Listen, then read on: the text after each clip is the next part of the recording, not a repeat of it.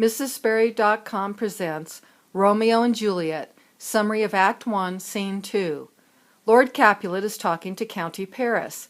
County is what a count, a kind of European nobleman, was called in Shakespeare's time. Peter, Lord Capulet's servant, follows behind. Capulet says that he and Montague have promised the prince that they will stop fighting. Since the prince has said the penalty for fighting is death, and since Lord Capulet and Lord Montague are old, Lord Capulet says he thinks it will be easy to keep the peace. Count Paris says he thinks it is a sad thing that two honorable men like Lord Capulet and Lord Montague have been fighting for so long. He wants to know if Lord Capulet will let him marry his daughter. Lord Capulet says his daughter is too young to marry Count Paris. She is not yet 14. He wants Paris to wait 2 more years. Paris says there are happy mothers as young as Miss Capulet. Capulet says that girls who marry too young become damaged, but Paris should come to the Capulet party this night and begin to try to make Capulet's daughter love him. Maybe Paris will see another young woman that he would like to marry. There will be beautiful women who are like stars who come from heaven and therefore make heaven dark. There will be other beautiful girls who will seem like April flowers making the land pretty after a long winter. Lord Capulet gives his servant Peter a note and tells him to walk around Verona to invite the people on the list to the Capulet party. Then Capulet and Paris walk away. Peter does not know what to do. He shows how uneducated he is by saying that a shoemaker uses a yard and a tailor uses a last. It is just the opposite. He goes on to say that a fisherman uses a pencil and a painter uses nets. Again, he has the tools paired with the wrong worker. Peter wonders how he can learn the names on the list when he can't read. He says he must find an educated person to help him. Just then he looks up to see Romeo and Benvolio. Benvolio and Romeo have been walking and talking. Benvolio tells Romeo that Romeo can put out the fire of his love by starting a new fire. Romeo can reduce one pain by experiencing a new pain. Romeo can turn in a circle and get dizzy and then turn in the opposite direction to feel better. Romeo can cure one grief by having another grief.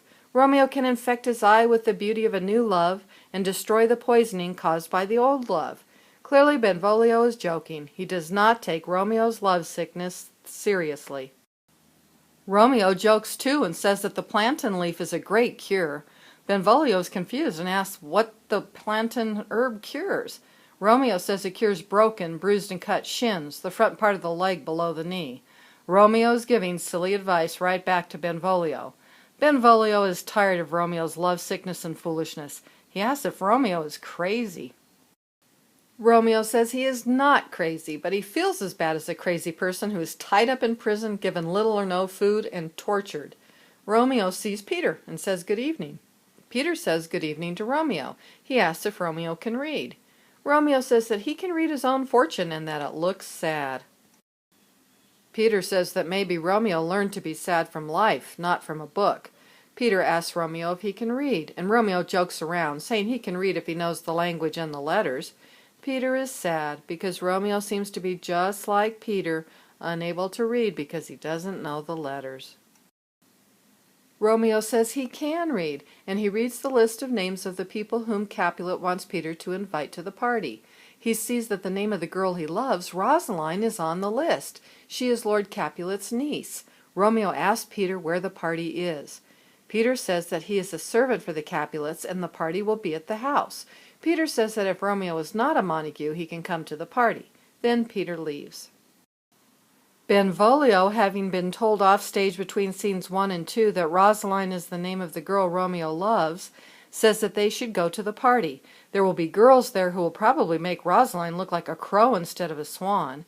Romeo says his eyes have made a religion of looking at Rosaline. If his eyes were to lie to him about her beauty, then they should be destroyed with fire like unbelievers are. Romeo says that the sun has never seen a more beautiful woman than Rosaline, but Benvolio says that Romeo has not compared her to other women. Romeo agrees to go to the Capulet party, but only to see Rosaline.